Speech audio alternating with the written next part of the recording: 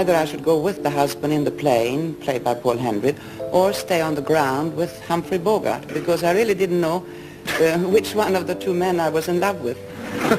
Le monde a été choqué d'apprendre l'existence de la seconde vie cachée de la célèbre star hollywoodienne Ingrid Bergman. 5 ans après sa mort, des rumeurs de longue date sur leur amour passionné et illicite ont fait surface. La vie personnelle de Bergman était pleine de passion, d'intrigues et de scandales, malgré son interprétation apparemment innocente à l'écran. Quel rôle d'Ingrid Bergman vous a le plus marqué? Tapez Heinz s'il s'agit de Casablanca ou Zwe si vous choisissez un autre rôle. Non seulement sa liaison extra-conjugale a dressé tout un pays contre elle, mais elle a également mis en péril son héritage distingué. Venez découvrir les détails peu connus de la vie privée d'Ingrid Bergman et les secrets qui se cachent sous son extérieur séduisant. Les toutes premières années d'Ingrid. Le père suédois, Justus Samuel Bergman, et la mère allemande, Frida Friedel Henrietta August Louise Bergman, ont accueilli Ingrid Bergman au monde le 29 août 1915 à Stockholm. À Hambourg, ses parents se sont mariés le 13 juin 1917.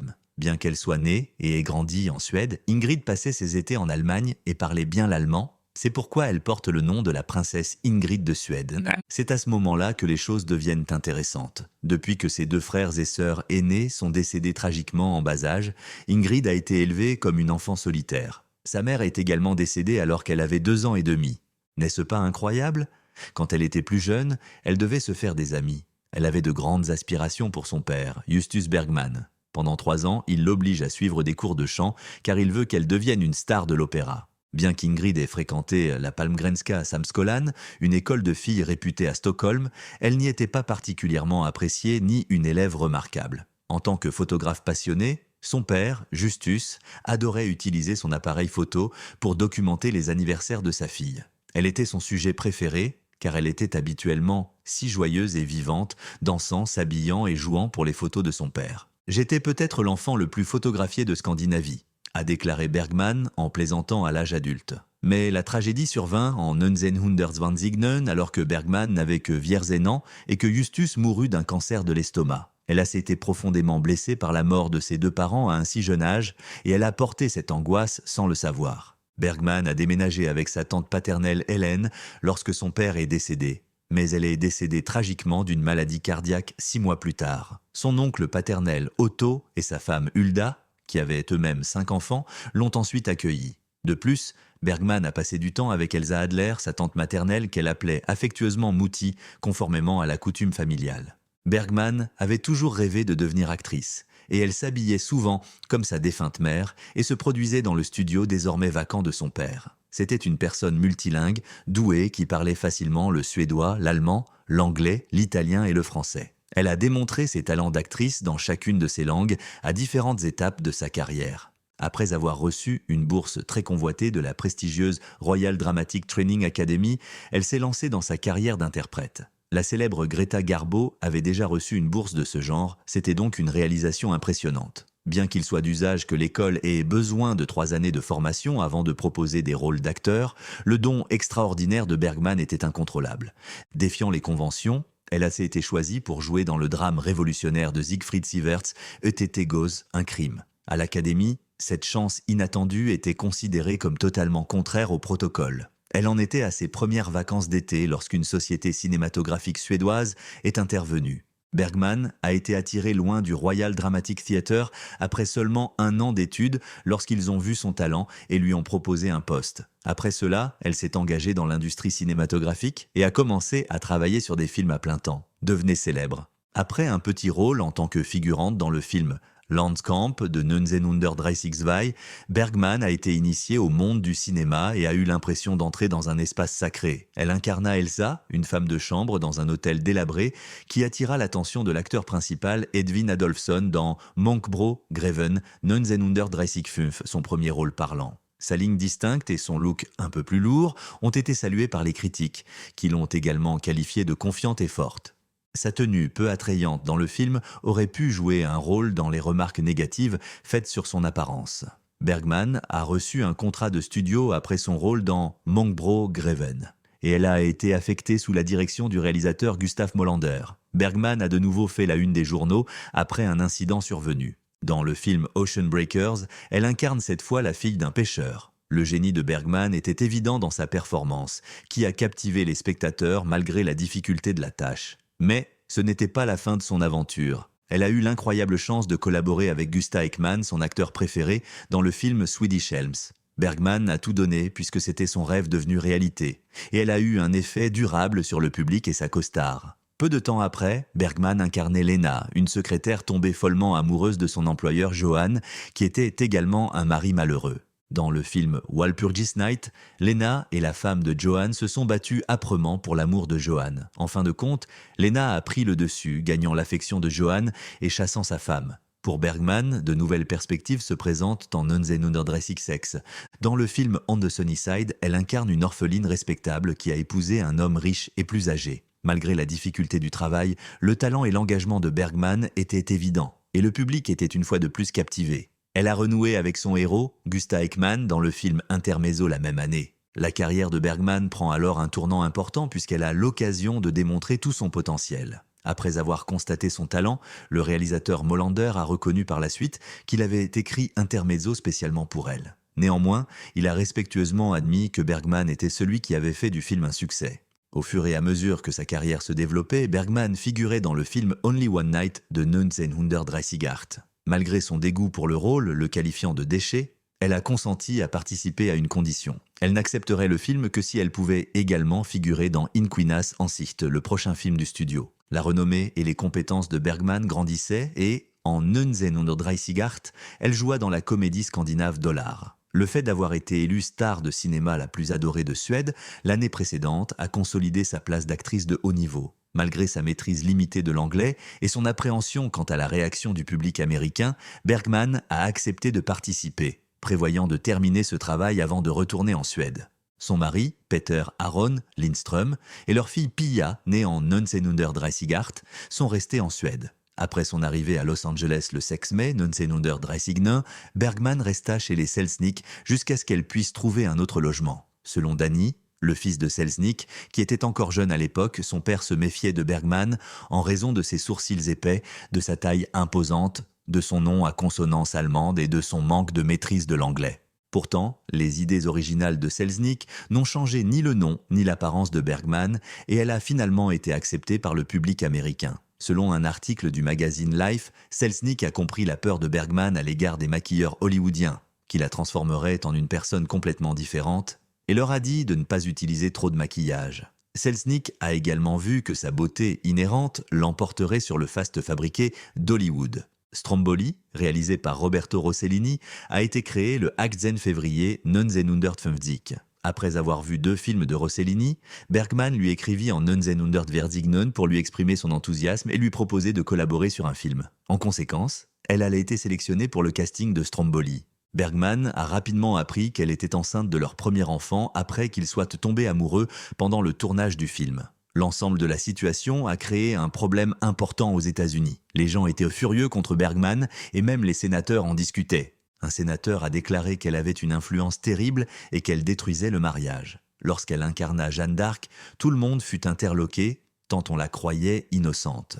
Ils se sont cependant sentis trompés lorsqu'ils ont appris sa romance avec Roberto Rossellini. C'était tellement horrible que les chrétiens utilisaient également un langage désagréable dans ses emails. Même si beaucoup voulèrent la voir, Ed Sullivan a refusé de la laisser participer à son programme. Cependant, elle faisait partie du programme de Steve Allen, et il a dit qu'on ne peut pas évaluer le travail de quelqu'un en fonction de ses antécédents personnels. Malgré l'histoire de Bergman consistant à représenter des personnages sacrés tels qu'une religieuse et Jeanne d'Arc, elle prétendait être une personne ordinaire. Le drame a amené Bergman à retourner en Italie, à divorcer de son premier mari et à se lancer dans une vive dispute pour savoir qui devrait avoir la garde de leur fille. Elle épousa plus tard Rossellini. Vie individuelle, de nombreux problèmes liés au mariage de Bergman ont tourmenté sa vie. Ingrid Bergman, à 21 ans, a épousé Peter Aron Lindström le 10 juillet 1937.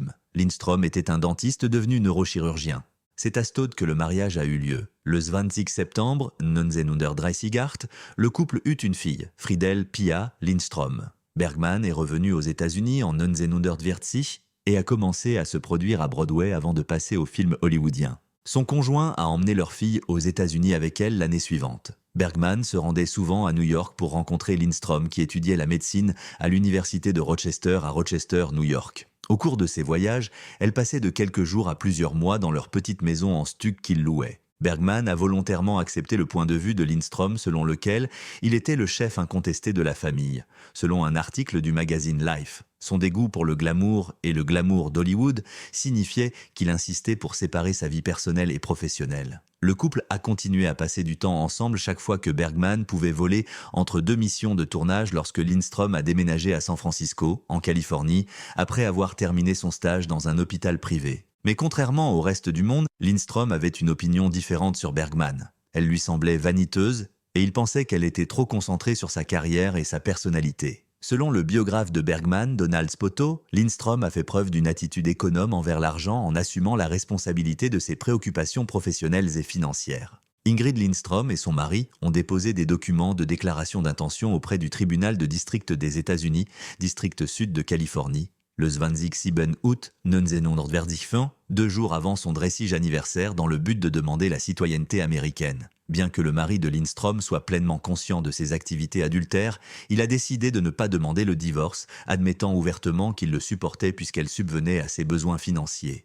Bergman est revenu en Europe après que sa liaison avec le réalisateur italien Roberto Rossellini lors du tournage de Stromboli en 1950 ait fait la une des journaux sensationnels. Lindstrom a fermement refusé de lui accorder le droit de voir leur fille Pia et de divorcer malgré ses supplications. Bergman a donné naissance à Renato Roberto Ronaldo, Giusto Giuseppe Robin Rossellini le 2 février 1950, quelque temps après la libération de Stromboli. Elle épousa Rossellini lors d'une cérémonie par procuration le 22 mai 1950 et divorça de Lindstrom conformément à la loi mexicaine dans la semaine suivant la naissance de son fils. Elle a donné naissance à des filles jumelles, Isabella Rossellini et Isotta Ingrid Rossellini, le 18 juin 1952. Isotta est devenue professeure de littérature italienne, tandis qu'Isabella est devenue mannequin et actrice. Ce n'est qu'en 1957 que Bergman et sa fille Pia furent réunis à Rome. Mais Lindstrom continuait d'entretenir du ressentiment envers Bergman. Parmi les sommités qui ont envoyé des lettres de soutien à Bergman lors de l'incident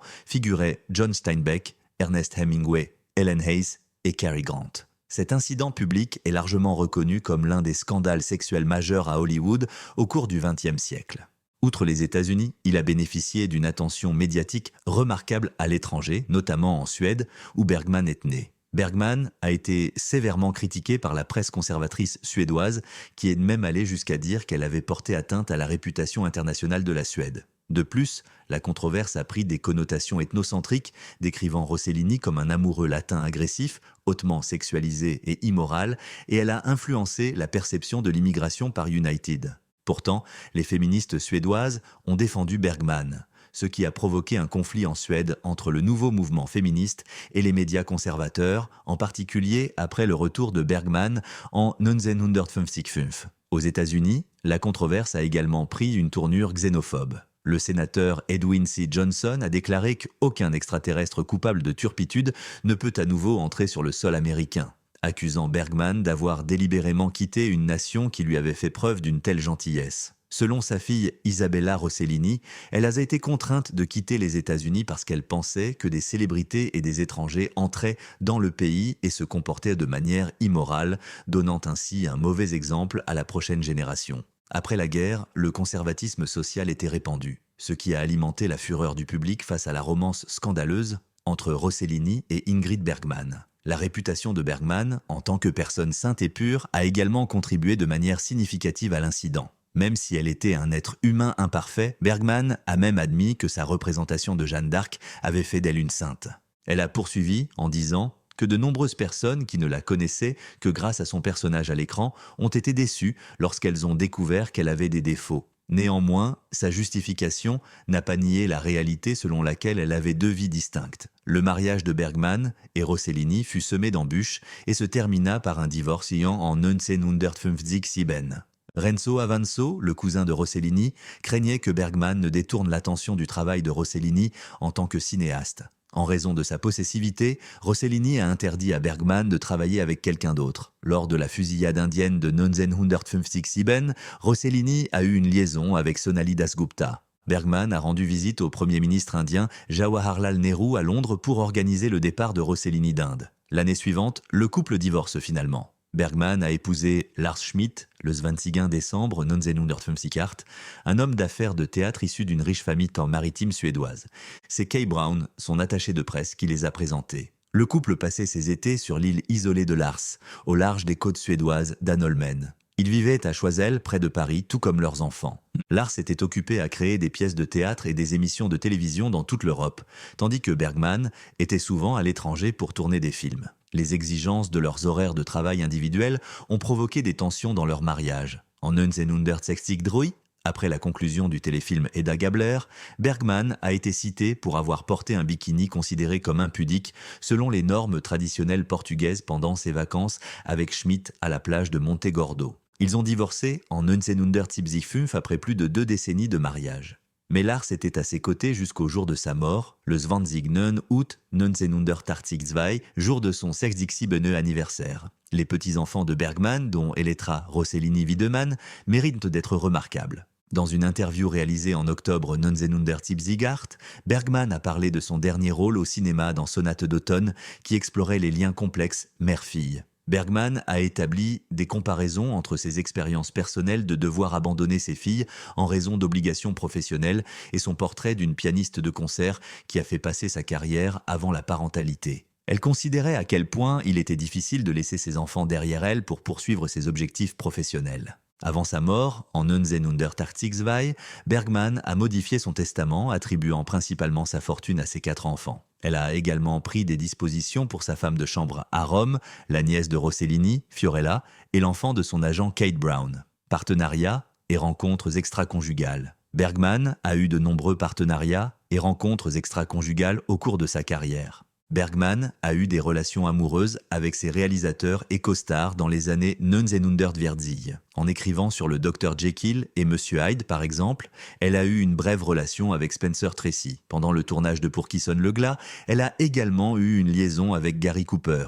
Cooper a déclaré qu'Ingrid Bergman l'aimait plus que quiconque, mais ils ont arrêté de parler dès la fin du film. Dans le livre de Michael Strago, Victor Fleming, un maître du cinéma américain, Janine Basinger décrit Victor Fleming comme étant très épris de Bergman et ne le lâchant jamais vraiment. Même lorsqu'il a réalisé son dernier film Jeanne d'Arc, Fleming a continué à être fasciné par Bergman. En 1945, Bergman eut également une brève liaison avec le musicien Larry Adler alors qu'il se produisait pour des soldats en Europe. Outre un certain nombre de romances précédentes, l'amitié étroite d'Anthony Quinn avec Bergman est mentionnée dans son livre. Ils ont été présentés par Cary Grant et Irene Selznick, et Howard Hughes était également un fan de Bergman.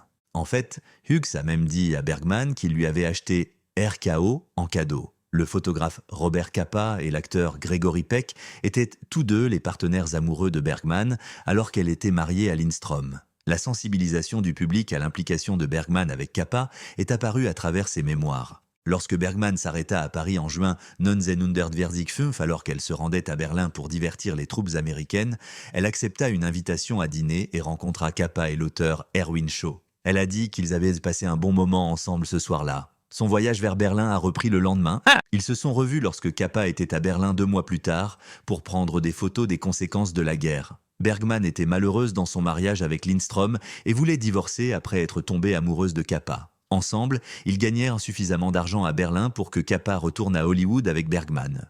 Bien qu'il ait été chargé par le magazine Life de rendre compte des activités de Bergman, il a estimé que Hollywood était superficiel. Dans le film Spellbound, Bergman a eu une courte romance avec Gregory Peck, qui est restée secrète jusqu'à ce que Peck la révèle 5 ans après la mort de Bergman dans une interview avec Brad Derrick du magazine People. « Je pense que je devrais m'arrêter là », a déclaré Peck. « Mais tout ce que je peux dire, c'est que j'avais un véritable amour pour elle. » Faisant référence à Bergman. Nous étions tous les deux jeunes. Elle n'était pas vieille. Grâce à notre collaboration forte et étroite, nous avons été pleinement engagés pendant plusieurs semaines. Bergman, une fervente luthérienne, se serait décrite en plaisantant comme étant grande, suédoise et luthérienne. Isabella Rossellini, sa fille, a reconnu la contribution de sa mère à l'autonomie narrative des femmes. Selon Rossellini, les femmes veulent raconter leur propre histoire et faire preuve d'initiative, mais les normes sociales les en empêchent souvent. En 1939, Bergman fait la connaissance du producteur Davido Selznick et de sa femme Irène lorsqu'ils produisent Le Conte d'amour intermezzo. Cette connexion a duré tout au long de la carrière de Bergman. Bergman a également cultivé une costard dans Notorious, Cary Grant. C'est lors d'une fête organisée par Davido Selznick en 1938 qu'ils se rencontrèrent pour la première fois. Le livre de Scott Iman, Cary Grant, A Brilliant Disguise, souligne l'affection sincère de Grant pour Ingrid Bergman. Selon Iman, Bergman était aussi belle que beaucoup d'actrices, mais ce qui la rendait unique était son mépris pour son apparence, sa tenue vestimentaire et tout le reste en dehors de sa profession. Mesurant 5 nains, la taille de Bergman présentait parfois des difficultés lorsqu'il travaillait avec des costards masculines plus petites. Son avantage en hauteur de 2 pouces par rapport à Humphrey Bogart a incité à des solutions inventives, comme Bogart debout sur des oreillers ou des blocs pour leur séquence de Casablanca. Bergman était également plus grand que Rains, à tel point qu'Alfred Hitchcock a dû concevoir des rampes dissimulées pour que Rains soit plus grand dans les séquences où il marchait main dans la main. Dans d'autres moments de Notorious, Rains a également enfilé des chaussures rehaussantes pour compenser la différence de hauteur. Identité et charme d'Ingrid Bergman. Il est indéniable qu'Ingrid est une femme aux multiples talents, même avec son parcours coloré. Après son arrivée aux États-Unis, Bergman est immédiatement devenue la dame américaine par excellence et une candidate sérieuse au titre de meilleure actrice principale d'Hollywood. Elle était auparavant saluée comme l'actrice la plus dévouée avec laquelle le célèbre producteur Davido Selznick ait jamais travaillé. Les représentations de Bergman d'individus aux prises avec les subtilités de l'amour mêlées de peur et d'anxiété étaient souvent associées à leur aura délicate mais résiliente. Elle a étudié un cas particulier dans un hôpital psychiatrique alors qu'elle préparait le film Gaslight.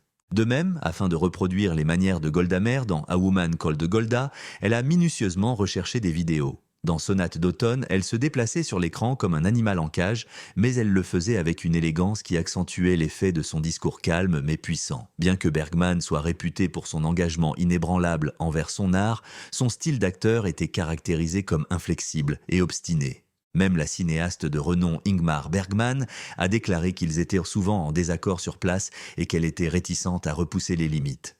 Jan Goransson, de l'Institut suédois du cinéma, a décrit Bergman comme quelqu'un d'affirmé, s'opposant souvent à ses réalisateurs mais acceptant finalement leur théorie d'acteur avant-gardiste. L'une des plus grandes forces de Bergman était sa capacité à basculer facilement entre les émotions. Funning Tang, de l'Université de Miami, a déclaré que cette capacité lui permettait d'utiliser des gestes, des regards et des expressions faciales subtiles pour donner à ses personnages un sentiment de suspense, d'ambiguïté et d'allure mystérieuse.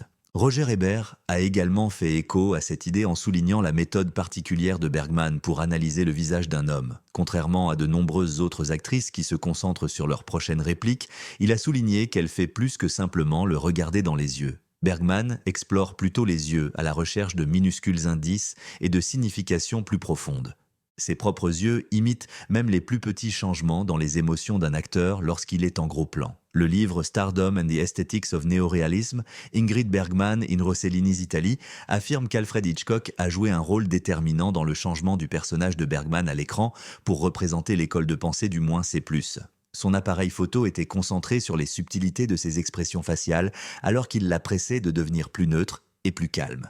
Bergman et Hitchcock ont souvent travaillé ensemble pour maîtriser son expressivité, ses gestes et son langage corporel. Bien que Bergman ait été l'une des collaboratrices préférées d'Hitchcock, Susan White, écrivaine pour une compagne du réalisateur, a déclaré qu'elle ne se conformait pas au stéréotype de la blonde hitchcockienne. Elle a plutôt été décrite comme une blonde têtue et résistante, contrairement à l'image plus accommodante et flexible de Grace Kelly. Selon Bergman, son visage est devenu un élément clé de son identité cinématographique. Son visage était au centre de ses costumes complexes, qui comprenaient des robes victoriennes, des vestes de médecin, des habits de nonne et une armure de soldat qu'elle portait souvent tout au long de ses films. L'utilisation par Bergman de la technique du clair-obscur dans ses films a réussi à transmettre l'humeur et la lutte intérieure de ses personnages via les expressions faciales subtiles de ses personnages. Dans le cas de Casablanca, un effet visuel qui a affiné son visage a été produit par l'utilisation délibérée de l'éclairage et des ombres, la mort et la maladie. Bergman a fait la découverte bouleversante d'une petite bosse dure sous son sein gauche lors de la diffusion prospère de The Constant Wife.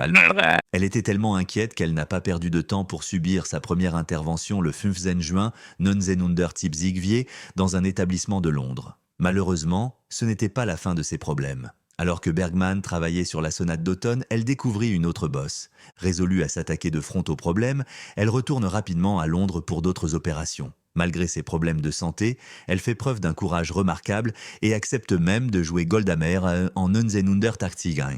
Après avoir terminé le film, elle se retire dans son appartement londonien de Shiny Gardens où elle subit vaillamment une chimiothérapie. Les paparazzis devant sa maison lui rappelaient tout le temps son combat, alors elle évitait la fenêtre d'entrée. Sa Zwölfem vertèbre s'est effondrée, car la tumeur maligne avait progressé vers sa colonne vertébrale à ce moment-là. Son poumon gauche était encore pratiquement intact, mais son poumon droit avait cessé de fonctionner. Bergman est malheureusement décédé à Londres le 29 août 1982, juste avant minuit, jour de son 60e anniversaire. Quelques heures auparavant, son ex-mari Lars Schmidt et 3 autres personnes avaient levé leurs derniers vers en son honneur et se tenaient à ses côtés. Près de la conclusion, il y avait un détail touchant. Un exemplaire du Petit Prince était ouvert sur une page, symbolisant son voyage.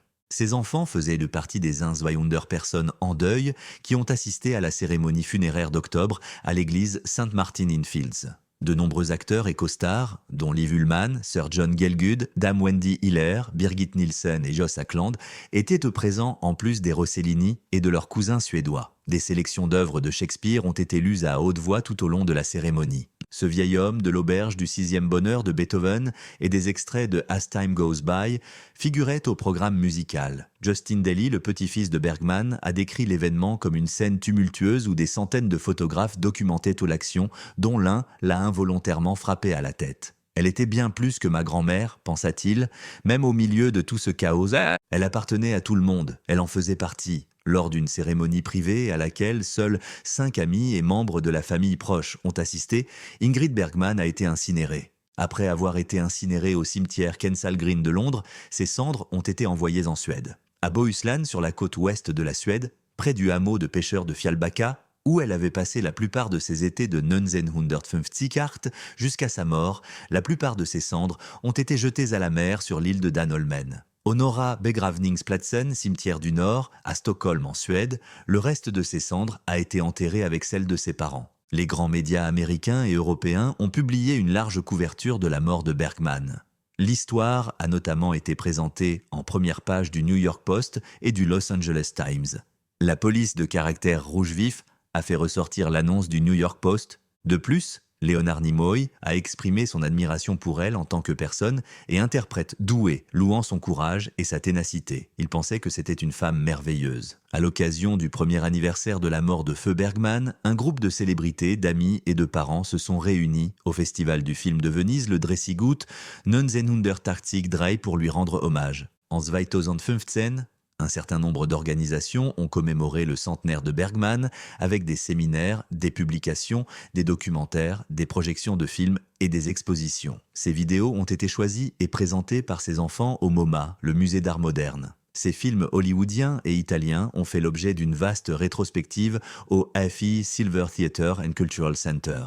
La journaliste et critique de cinéma Ulrika Knudson a qualifié Bergman de féministe pionnière lors d'une présentation à l'Université de Californie à Berkeley. Le centenaire d'Ingrid Bergman a été célébré au Festival international du film de Toronto avec un événement baptisé Notorious, qui comprenait une sélection de ses films les plus connus. J'apprécie que vous regardiez et je vous verrai dans le prochain.